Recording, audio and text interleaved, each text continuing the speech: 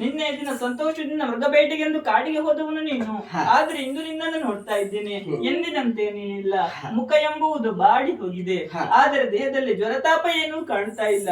ಹೀಗಿದ್ದರೂ ಕೂಡ ಇಷ್ಟು ಬೇಸರದಿಂದ ಇದೆಯಾ ಅಂತ ಆದ್ರೆ ಕಾಣಿ ಏನಂತ ಹೇಳ್ಬೋದ? ನಿಂಬೆ ಬಕುಳ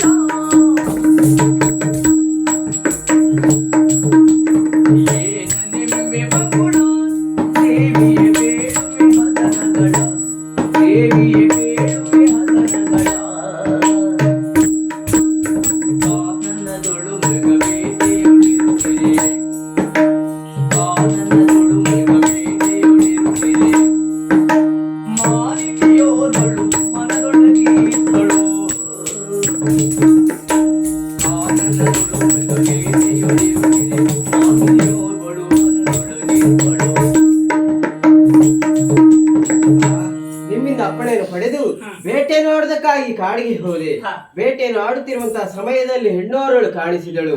ಅವಳನ್ನು ನೋಡಿ ನಾನು ಮೋಹಿತನಾಗಿದ್ದೇನೆ ತಾಯಿ. ಯಾರೋ ಪದ್ಮಾವತಿಯ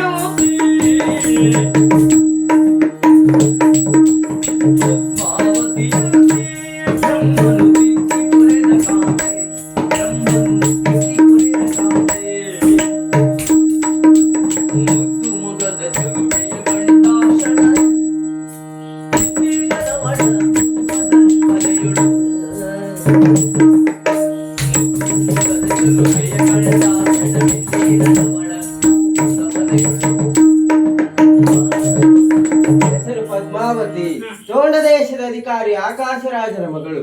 ಹೋಗಿ ಹೆಣ್ಣನ್ನು ಕೇಳಿಕೊಂಡು ಬರ್ತೀರ ತಾಯಿ. ಮಗನಿ, ಹೋಗಿ ಹೆಣ್ಣನ್ನೇನು ಕೇಳಬಹುದು, ಆದ್ರೆ ಆಕಾಶರಾಜನ ಮಗಳು ಅಂತ ಹೇಳ್ತಾ ಇದ್ದೀಯಾ? ಅವರು ತುಂಬಾ ಶ್ರೀಮಂತರಿದ್ದಾರೆ, ನಾವು ಕಡು ಬಡವರಿದ್ದೇವೆ. ಅವರೊಡನೆ ಸಂಬಂಧ ಅಂತ ಹೇಳಿದ್ರೆ ತುಂಬಾ ಹಣ ಬೇಕು. ಅದಕ್ಕೇನು ಮಾಡುವುದು ಮಗನೇ? ಕುಬೇರನಲ್ಲಿ ಸಾಲ ಪಡೆದ್ರಾಯ್ತಮ್ಮ. ಸಾಲವೇನು ಮಾಡಬಹುದು, ಆದ್ರೆ ಮುಂದೆ ಅದನ್ನ ತೀರಿಸುವ ಬಗೆ ಹೇಗೆ? ಮಾರ್ಗ ಉಂಟು.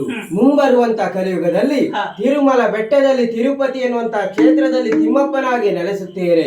ಬರುವಂತಹ ಭಕ್ತಾದಿಗಳು ಕಾಣಿಕೆ ರೂಪವಾಗಿ ಹುಂಡಿಗೆ ಹಣವನ್ನು ಹಾಕುತ್ತಾರೆ. ಹುಂಡಿಯಲ್ಲಿ ಹಣದಲ್ಲಿ 4ನೇ 1 ಭಾಗವನ್ನು ಸಮುದ್ರ ರಾಜನ ಮೂಲಕವಾಗಿ ಕುಬೇರನಿಗೆ ಮರಳಿ ಕೊಟ್ಟರಾಯಿತು.